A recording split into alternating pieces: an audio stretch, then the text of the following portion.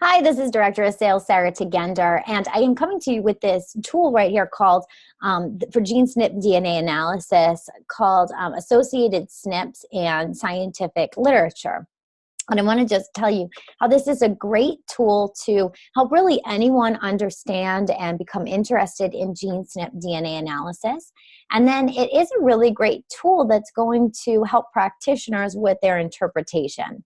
So the first thing is people will just say, well, what is gene SNP DNA analysis? And they'll ask a lot of questions about, how is this test different than other tests? And so first of all, just the benefits of nutrigenomics in general is that it's your unique genetic code. It's not just an online diagnostic, which can sometimes be great too, but this is actually that test that's going to show you what your genetic code is. From there, you can understand how your current nutrition, exercise, and lifestyle is going to interact with that code. It's different than just going and getting a blood test and saying, okay, my cholesterol is X, Y, and Z. This is saying, well, what is really your genetic propensity? And it doesn't mean that those genes are necessarily turned on or turned off. So that's where we have to make informed choices.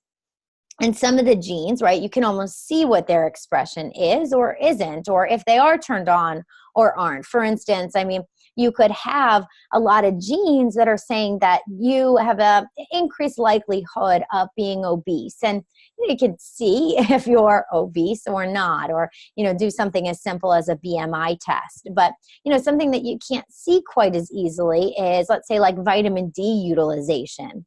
And that's where you're going to work with a practitioner to say, are there some lifestyle, diet, nutrition changes that are going to be more beneficial?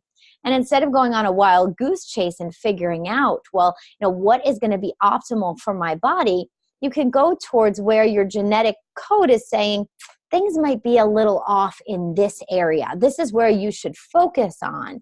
And let's do some tests further to see, are those genes turned on or turned off? And so, what makes us really unique is not just the health action plan, but also the customized nutraceuticals, and how simple, as you can see in upcoming modules, how simple we've made it for the practitioner to be able to use our tools to come up with a customized health action plan and nutraceuticals. So what I really like about gene SNP DNA analysis is the amount of genes that we have. With 48 genes and 61 variations, you're going to get a report back from like this that comes from the lab, from our vendor.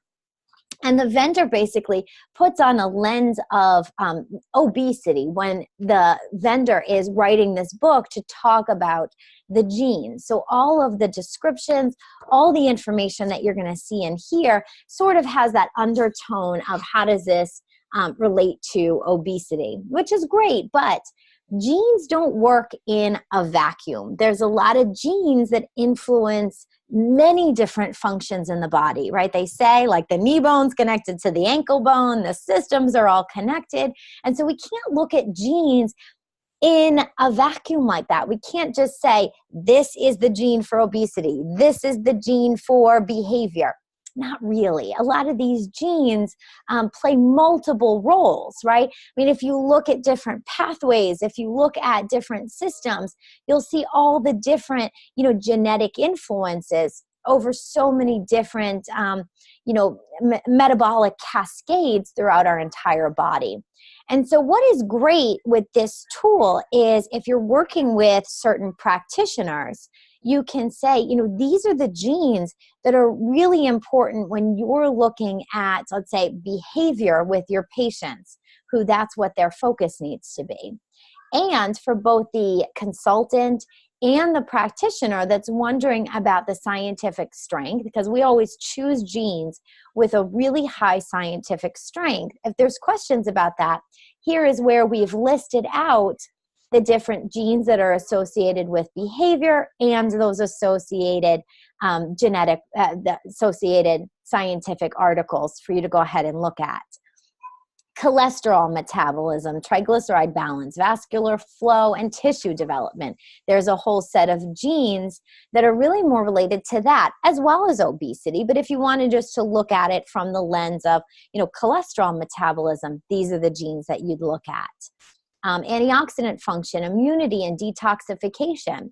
What you're going to see also is, like right here, the MTHFR gene, you'll see in this set of genes with antioxidant function, immunity, and detoxification, but you'll also see it in this panel of genes of cholesterol metabolism, triglyceride balance, vascular flow, and tissue development.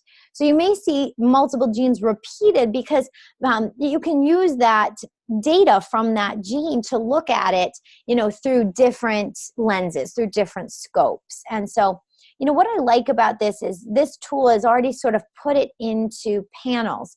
So practitioners can almost come up with cheat sheets. Let's say they have a patient, they're saying, really just want to look at the inflammatory response. Well, right here, they can create a cheat sheet so they know just to go first and foremost and prioritize these 4 genes when they're working with that patient.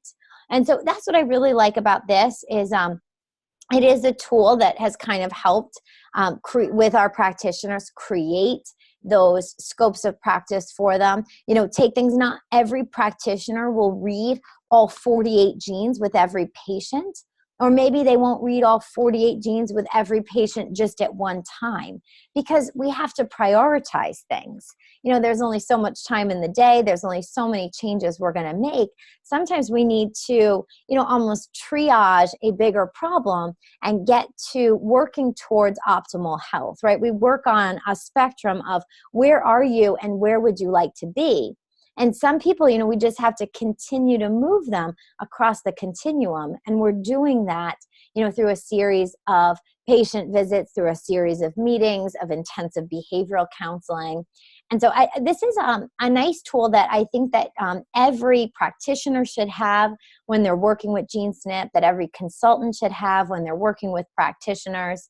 And this is one way that we've made it a lot easier to tackle, such a big and vast analysis that we have, and make it so it's more meaningful with your patient interactions and more meaningful for your practice. And I think you'll see later on in future modules, how we're taking things like how we're taking clumps of genes, how we're taking panels of genes, as we're calling them, and we are looking at them with patients. And so I hope that this is helpful. I hope that you do use this tool when you're working with GeneSNP DNA analysis.